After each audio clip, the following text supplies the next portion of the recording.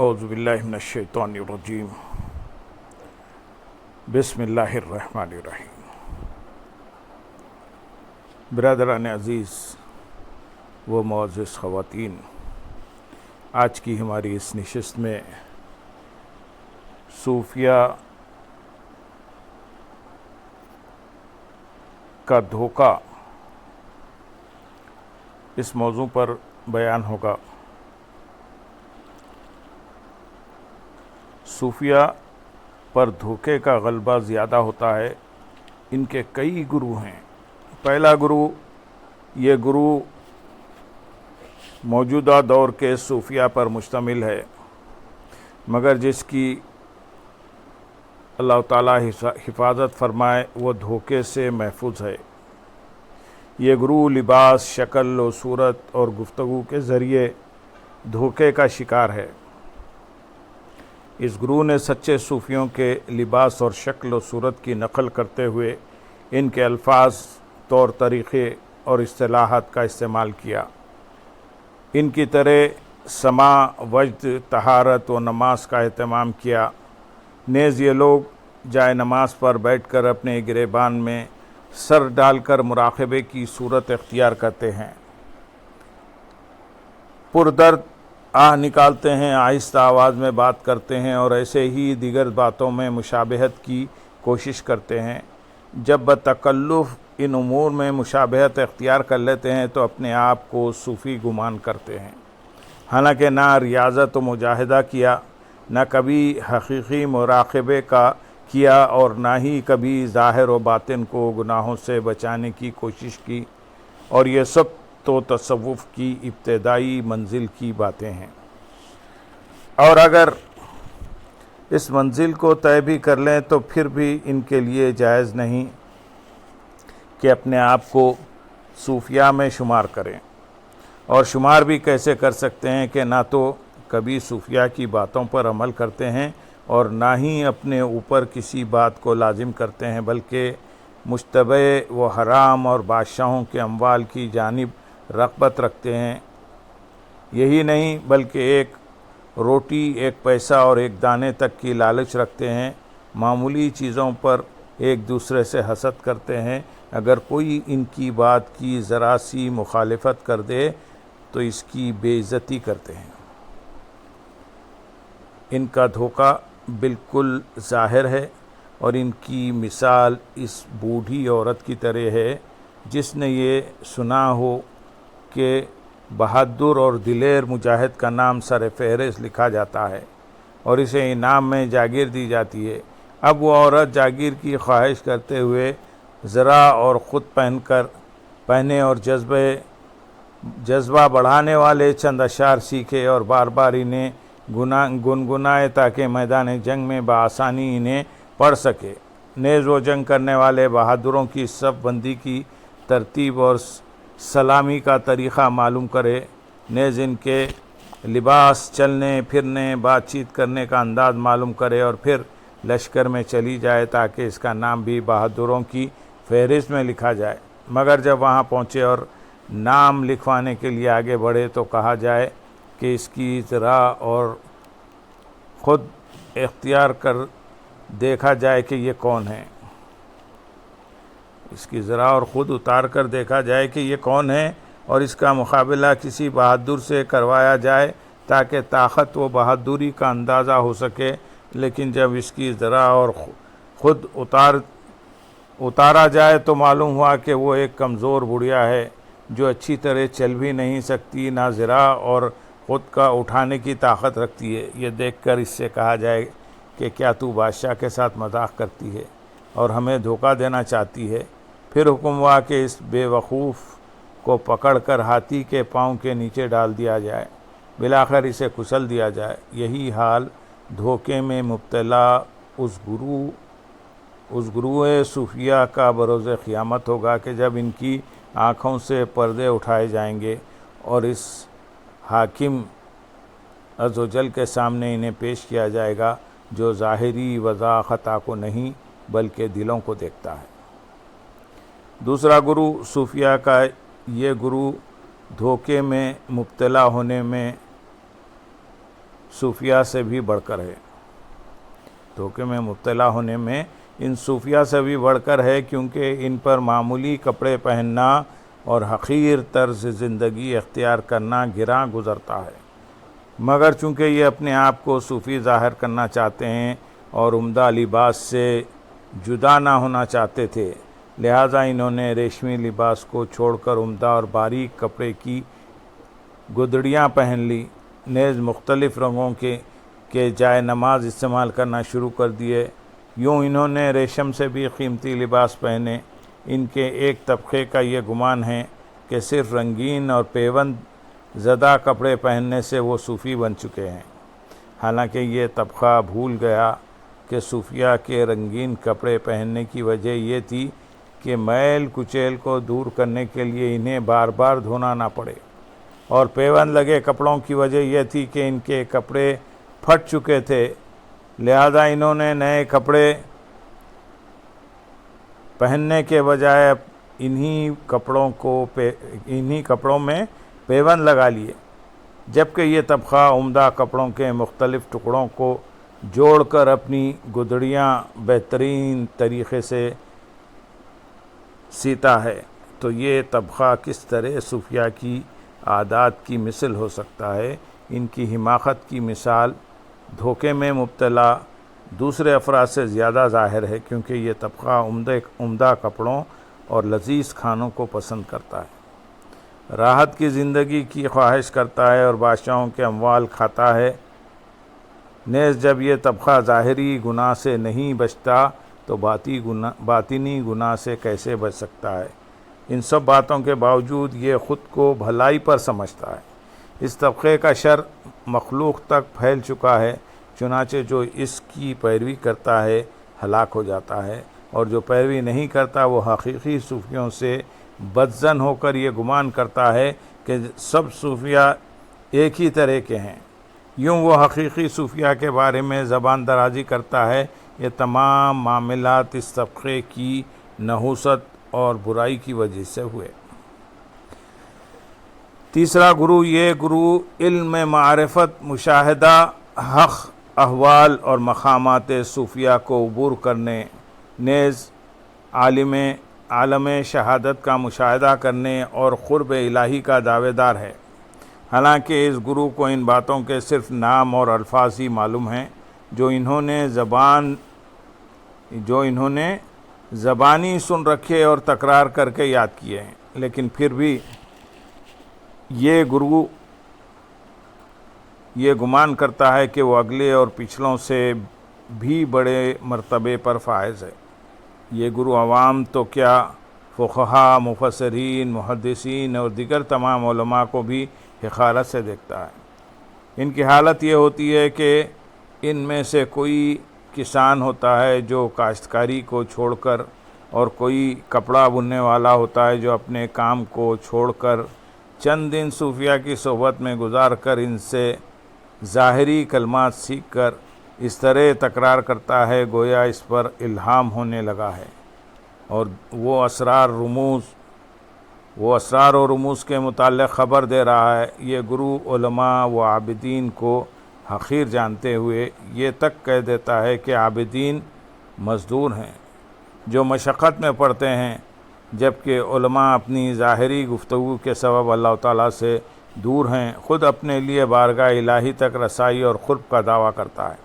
حالانکہ یہ گروہ اللہ تعالیٰ کے نزدیک فاسق اور منافق ہے، اور اہل بصیرت کے نزدیک احمق اور جاہل ہے، کیونکہ اس نے نہ علم سیکھا، نہ اخلاق سے آشنائی حاصل کی، نہ کبھی کوئی نیک عمل کیا، نیز خواہشات کی پیروی کرنے، لغویات سیکھنے اور یاد کرنے کے علاوہ کبھی اپنے دل کا محاسبہ نہ کیا۔ چوتھا گروہ صوفیہ کا، یہ گروہ ہر کام کو جائز سمجھنے کے معاملے میں دھوکے کا شکار ہے۔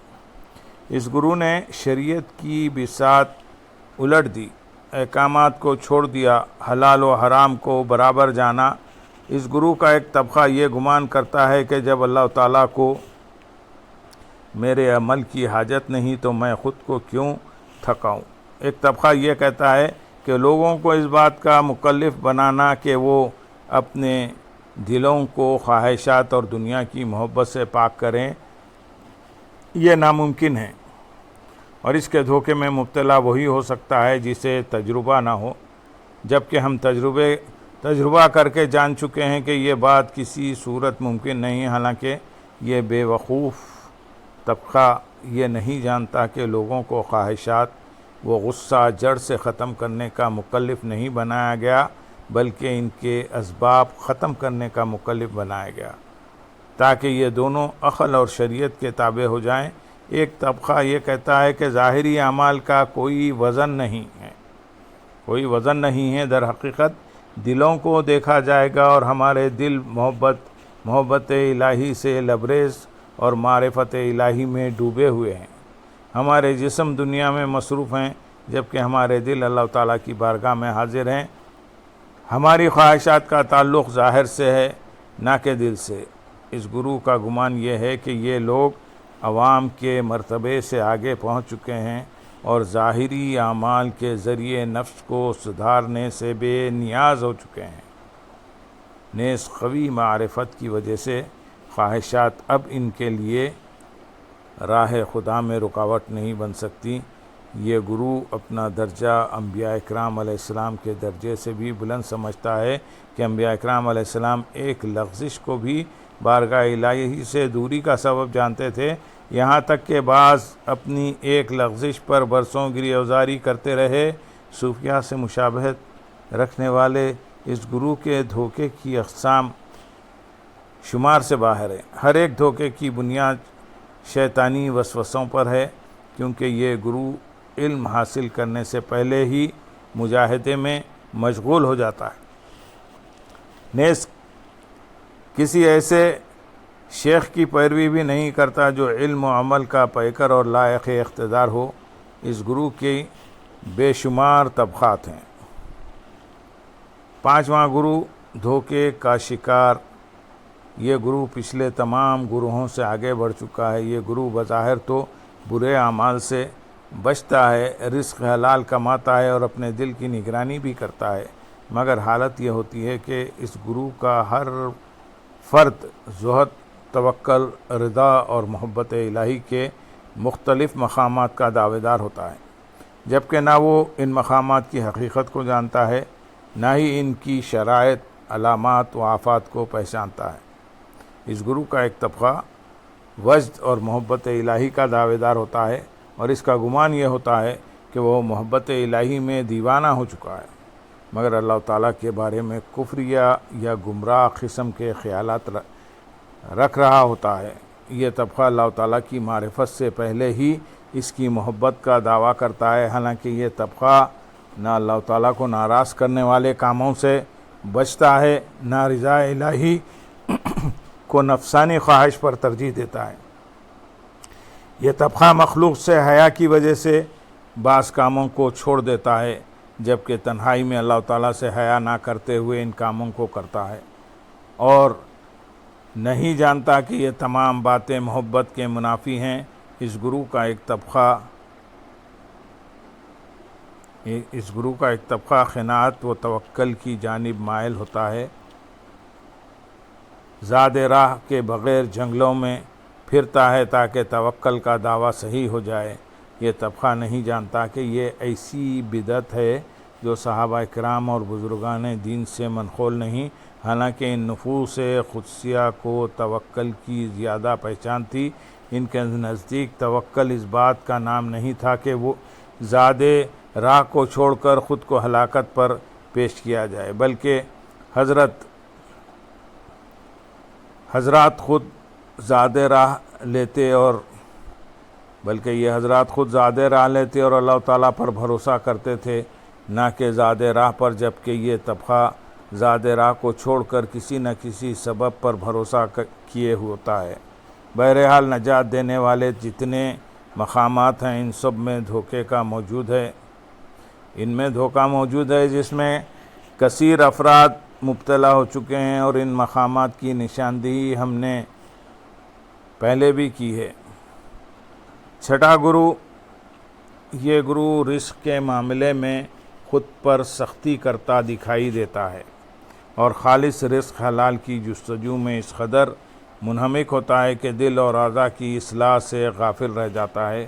اس گروہ کا ایک طبقہ تو ایسا ہے جو کھانے، کپڑے اور مکان کے معاملے میں حلال پہلو سے کوتاہی کرتا ہوا دکھائی دیتا ہے اور دیگر معاملات میں خوب چھان بین کرتا ہوا نظر آتا ہے۔ اس غافل گروہ کو یہ نہیں معلوم کہ بندہ فقط کسب حلال سے اللہ تعالیٰ کو راضی نہیں کر سکتا اور نہ ہی کسب حلال کو چھوڑ کر باقی اعمال کی ادائیگی کر کے راضی کر سکتا ہے، بلکہ اس کی رضا تو تمام احکامات پر عمل اور نافرمانیوں سے بچنے میں ہے۔ لہذا جو شخص یہ گمان کرے کہ بعض کام کافی ہیں اور بعض ان کے ذریعے نجات مل جائے گی، وہ دھوکے میں ہے۔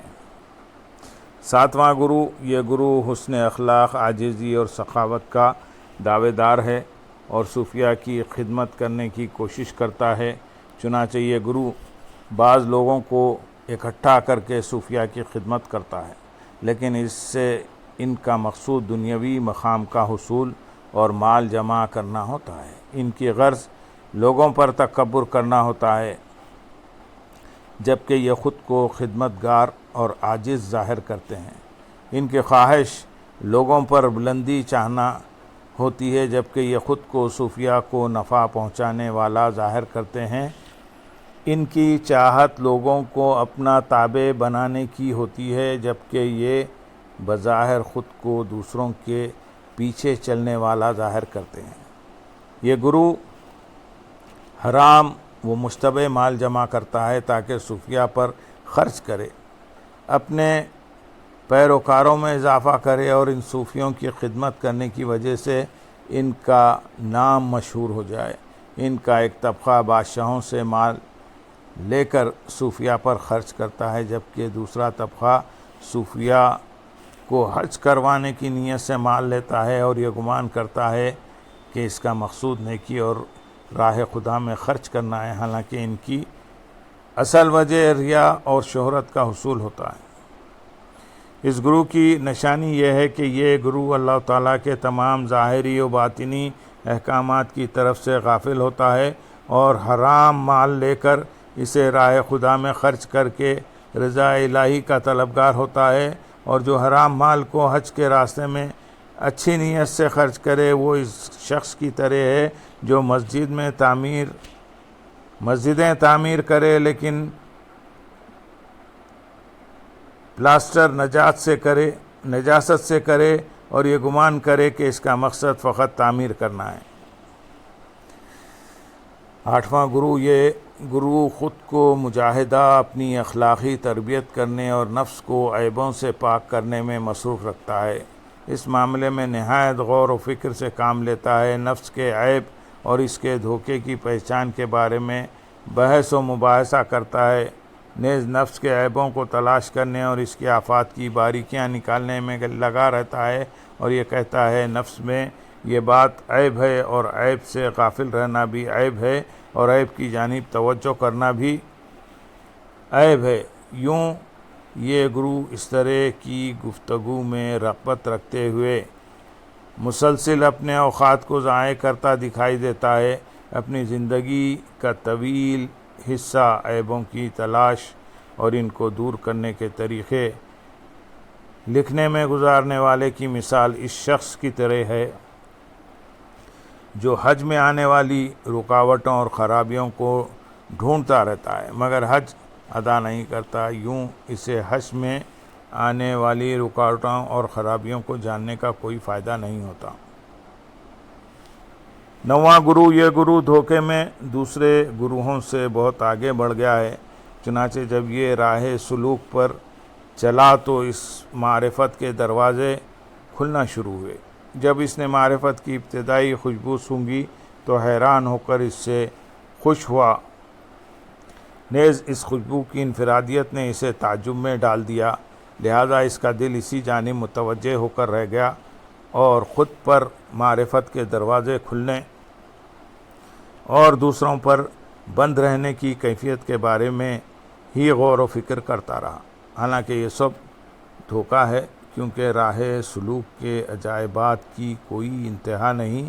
اگر کوئی شخص ہر تعجب خیز بات پر ٹھہر جائے اور اس تک محدود ہو جائے تو اس کے قدم رک جائیں گے اور وہ منزل مقصود تک نہیں پہنچ سکے گا۔ ایسے شخص کی مثال اس آدمی کی طرح ہے جو بادشاہ سے ملاقات کا ارادہ کرے لیکن اس کے محل کے باہر باغ میں موجود ایسے پھول اور کلیاں دیکھنے میں لگ جائے جو اس نے پہلے کبھی نہ دیکھی تھی۔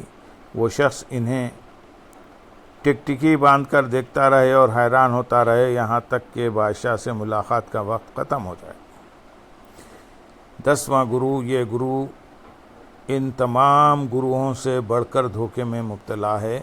اس گرو نے راہ سلوک میں برسنے والے انوار و تجلیات اور ملنے والے انعامات کی جانب توجہ بالکل نہ کی اور نہ خوشی سے پھولا بلکہ راہ سلوک میں چلنے کی کوشش جاری رکھی، یہاں تک کہ قریب تھا کہ یہ گرو قرب الہی کو پا لیتا، مگر اس نے پہلے سے ہی یہ گمان کر لیا کہ وہ قرب الہی حاصل کر چکا ہے۔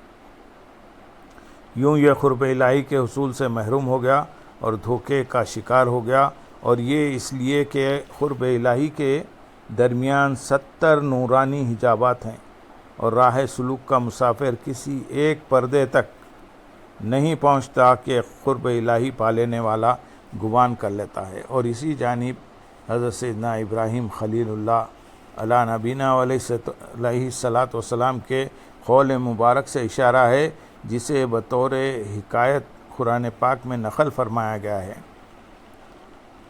سورۃ الانعام آیت نمبر 76 میں، پھر جب ان پر رات کا اندھیرا آیا ایک تارا دیکھا، بولے اسے میرا رب ٹھہراتے ہو۔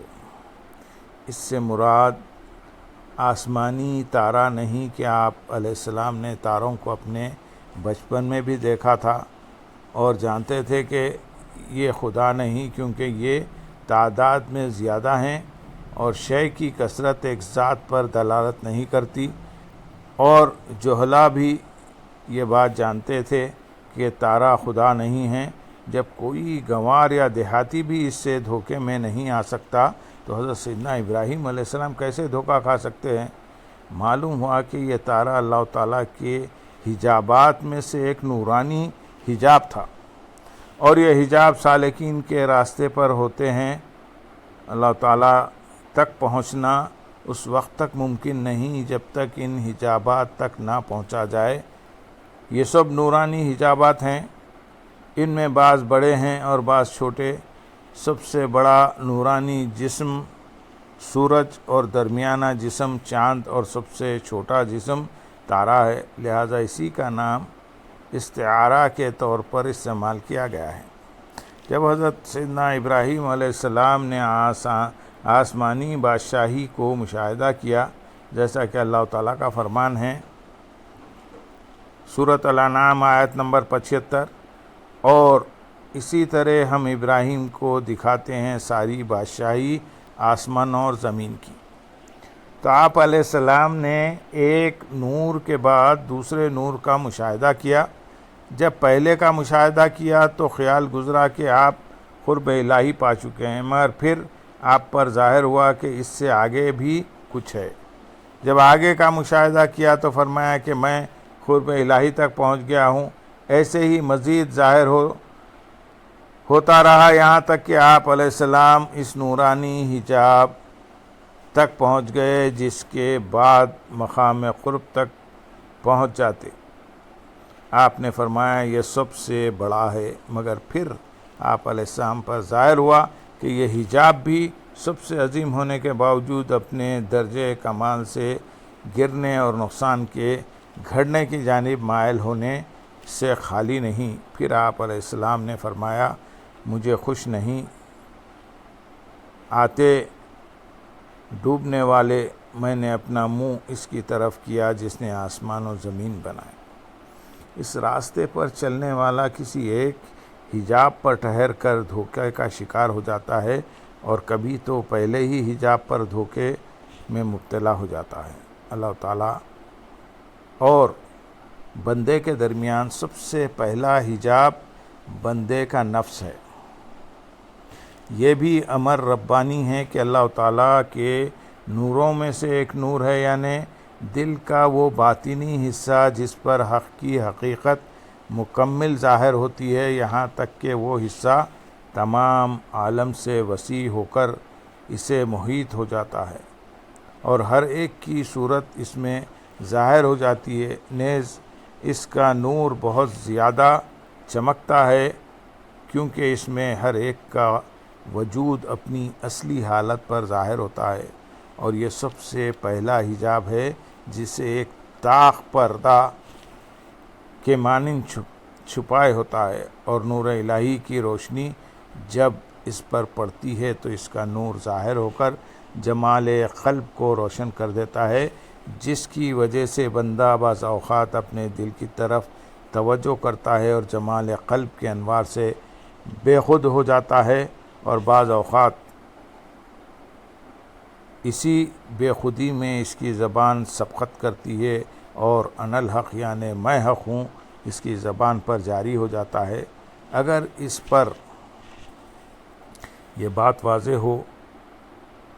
واضح نہ ہو کہ اس سے آگے بھی انوار ہیں تو اسی پر ٹھہر جاتا ہے اور ہلاک ہو جاتا ہے، حالانکہ یہ تو قرب الہی کے انوار میں سب سے چھوٹے تارے سے دھوکا کھا گیا ہے۔ چاند تک پہنچا ہی نہیں تو سورج تک کیا پہنچا۔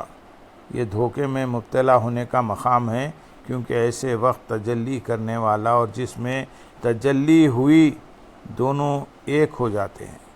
جیسے رنگین چیز کا رنگ شیشے میں نظر آئے تو شیشہ بھی رنگین نظر آتا ہے، اور دیکھنے والا اسے شیشے کا رنگ گمان کرتا ہے، یا پھر رنگ سے بھری ہوئی شیشی میں موجود رنگ کی وجہ سے شیشی رنگین نظر آتی ہے۔ جیسا کہ شاعر نے کہا ہے، شیشے کا برتن اور شراب جب دونوں رفیق ہوں تو ایک دوسرے کے مشابہ اور ہم شکل ہوتے ہیں، ایسا لگتا ہے گویا شراب ہے اور پیالہ نہیں، اور گویا پیالہ ہے مگر شراب نہیں۔ اسی نظر سے جب عیسائیوں نے حضرت سیدنا عیسیٰ روح اللہ علیہ نبینا علیہ الصلاۃ والسلام کو دیکھا تو انہیں انوار الہیہ کی جھلک محسوس ہوئی، لہذا وہ اس شخص کی طرح دھوکے کا شکار ہو گئے جس نے تارے کو آئینہ یا پانی میں دیکھ کر گمان کیا کہ تارا آئینہ یا پانی میں ہے، تو اس نے تارے کو پکڑنے کے لیے اپنا ہاتھ آگے بڑھایا، یوں وہ دھوکے کا شکار ہو گیا۔ راہ سلوک پر چلنے والوں کے دھوکے اس قدر زیادہ ہیں کہ کوئی جلدوں میں شمار نہیں ہو سکتے اور نہ ہی انہیں بیان کیا جا سکتا ہے، یہاں تک کہ تمام علوم مکاشفہ کی وضاحت نہ ہو جائے، حالانکہ علوم مکاشفہ کو بیان کرنے کی اجازت نہیں، اور جتنی مقدار ہم نے بیان کی ہے بہتر یہی تھا کہ اسے بھی ذکر نہ کیا جاتا، کیونکہ راہ سلوک پر چلنے والے کے لیے دوسروں سے سننے کی ضرورت نہیں، اور جو راہ سلوک پر چل ہی نہیں رہا اسے سننے کا کیا فائدہ، بلکہ بعض اوقات اسے سن کر نقصان بھی پہنچ جاتا ہے، کیونکہ یہ سمجھنے والی باتوں کو سننے سے وہ حیرت و خوف میں مبتلا ہو جاتا ہے۔ البتہ راہ سلوک پر چلنے والے کو اس کا ایک فائدہ یہ ہے کہ وہ جس دھوکے میں مبتلا ہوتا ہے اس سے اپنے آپ کو نکال سکتا ہے، بلکہ کبھی وہ یہ یقین بھی کر لیتا ہے کہ جس بات کو وہ اپنے ذہن میں چھوٹا اور کم خیال کر رہا ہے وہ اس کے طمع سازی ہے، معاملہ اس سے کئی گنا بڑا ہے۔ نیز وہ اولیاء اکرام علیہ السلام رحم اللہ السلام کے بیان کیے ہوئے مکاشفات کی بھی تصدیق کر لیتا ہے۔ جس کا دھوکہ بڑا ہو وہ ان باتوں کو سننے کے باوجود انہیں جھٹلاتے ہوئے ہٹ دھرمی اختیار کر لیتا ہے، جس طرح وہ سننے سے پہلے جھٹلاتا تھا۔ اللہم صلی علی سیدنا محمد وعلی آل سیدنا محمد وبارک وسلم، وآخر دعوانا ان الحمد للہ رب العالمین۔